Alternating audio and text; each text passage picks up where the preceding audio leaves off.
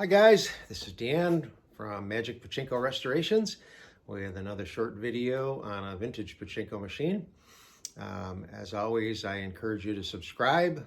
We have hit 400 plus. That's a great milestone. I'm looking forward to maybe getting closer to 500. So please subscribe. Don't forget to like the videos, leave comments, questions. I'm always willing to get back to you as quick as I possibly can.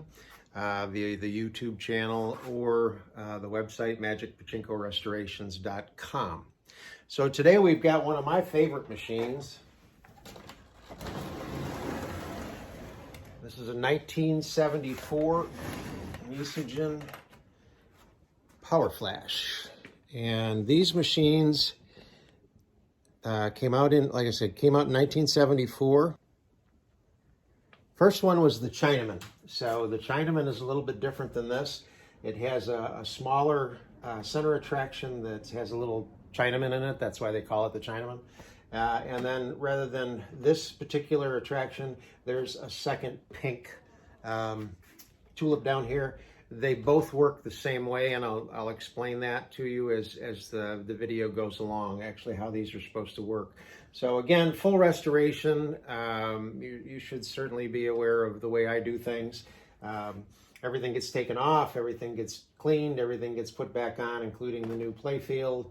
The nails get tumbled and shined, everything comes off, all the plastic, metal, everything gets cleaned.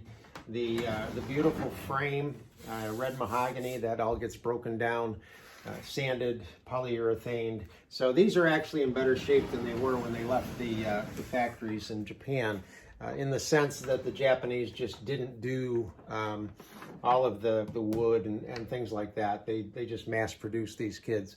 So again, some differences with this one. If you notice down here, there is a 24-volt AC transformer with a real power cord that gets plugged into the wall. And then up here, you've got a different unit than you're used to seeing with a Nishijin Model B. This has two different circuits in it. The top one here, fused, is for the 10-volt circuit at the parlor. I switch all of mine over to 12-volt. And then the bottom fuse is the 24-volt. So basically what you do, these transformers are capable of 24 with 2 blue and 12 with 1 blue and 1 yellow. So I split one of the blue legs and take it up to here and here. So these two give the power to the ball out light and the jackpot light, which is over back in here. And then the two direct 24s get wired in. I wire them directly into the circuit board back here. And then in this box is a rectifier. And that rectifier takes the 24 AC, converts it to 24 DC, and that's the output on these two orange wires that goes in to the solenoids.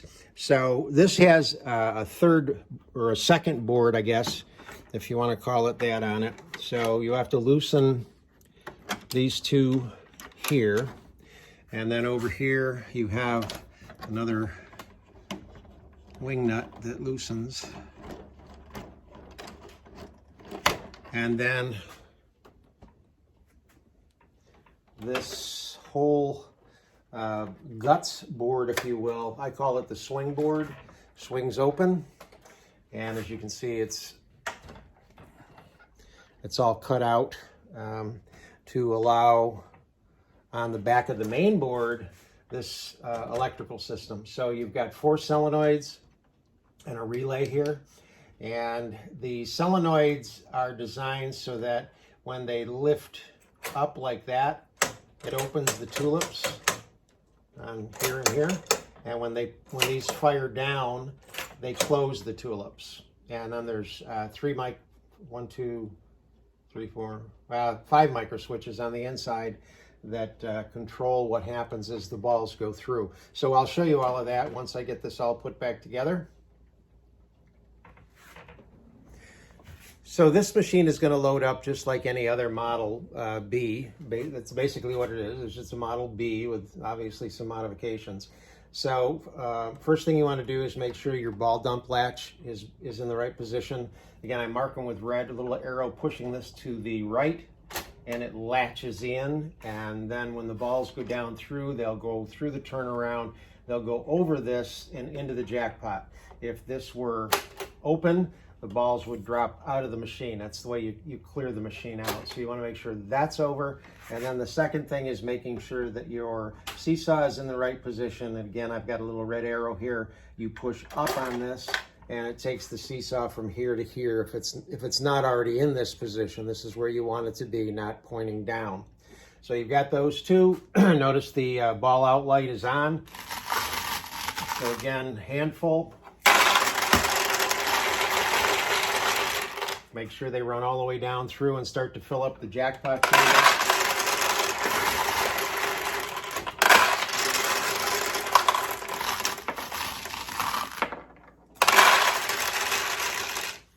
And when you get enough in, this pushes down, this lifts off of the ball out light, so it goes out, and it opens this rod here opens the gate so that you can actually feed balls in.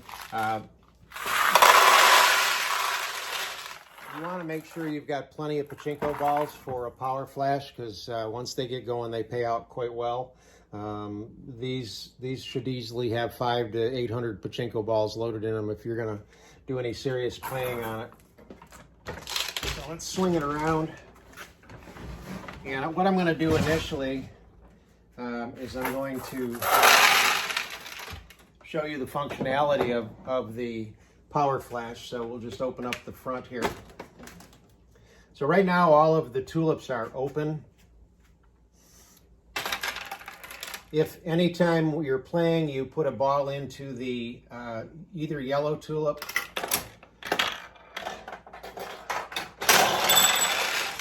the solenoids close whichever side you went in on. So again, yellow is bad. Now, internally, there's a pathway that connects these 4 tulips. So if you go in here,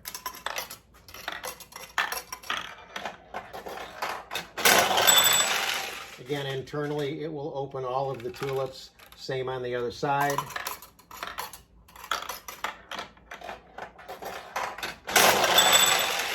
Okay. And then what I'll do is I'll just close these up. Whoop, no, I got to drop a ball in there. That's not going to work.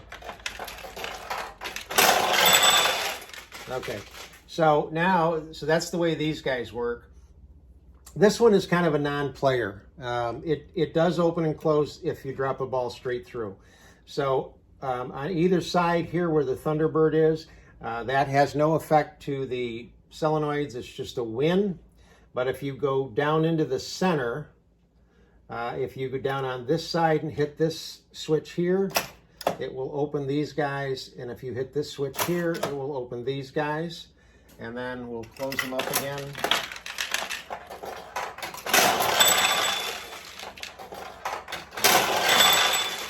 And if you go right down the middle, it will pop open all of the solenoids. So this really is a very cool machine. Right now with the pay pockets open, if you can avoid the yellow pay pockets or the tulips, you're going to get a lot of wins. And again, that's why I suggest you have a lot of pachinko balls for this particular machine. I did see one of these for sale on eBay today.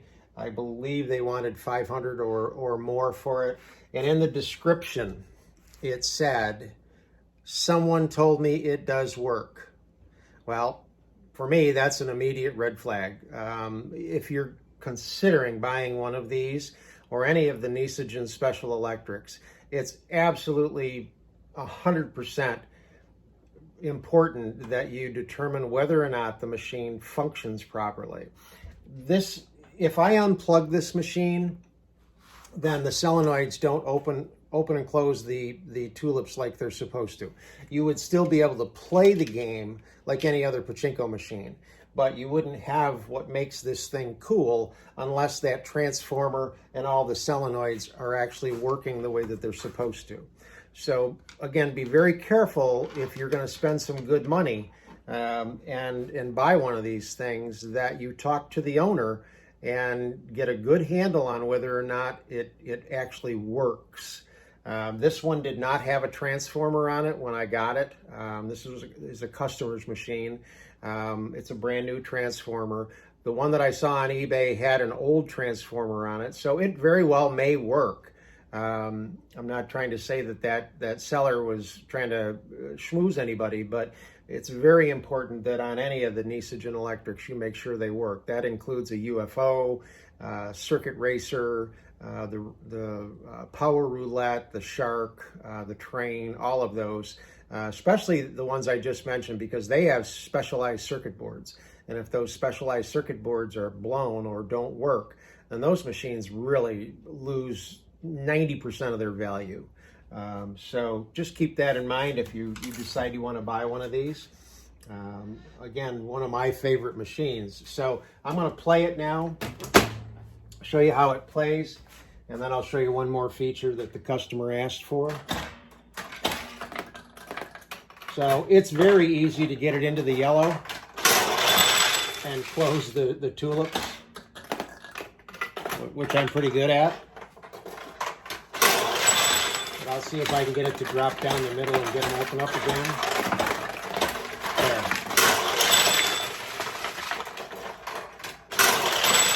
So I did get it. Whoa.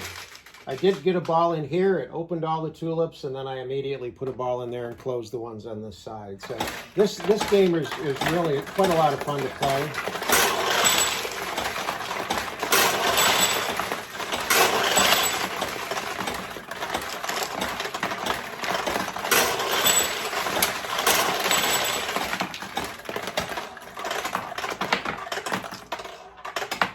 Okay, so we just had a flurry, again, because the tulips were all open. Right now, the tulips are all closed. And this machine is actually designed for balls dropping down. You can get a ball in here. You can get a ball in here, here, and here. You cannot get a ball in these tulips if they're closed.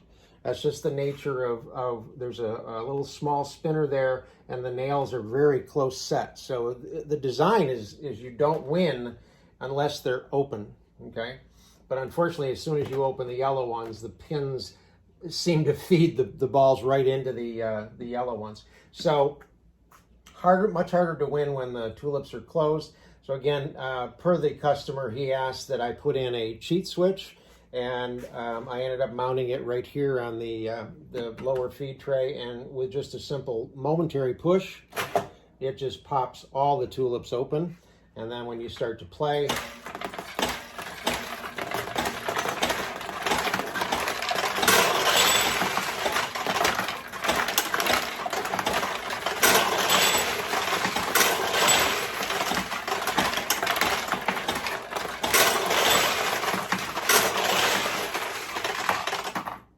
so that's a Nishijin Power Flash Thunderbird. Hope you like it. Thanks.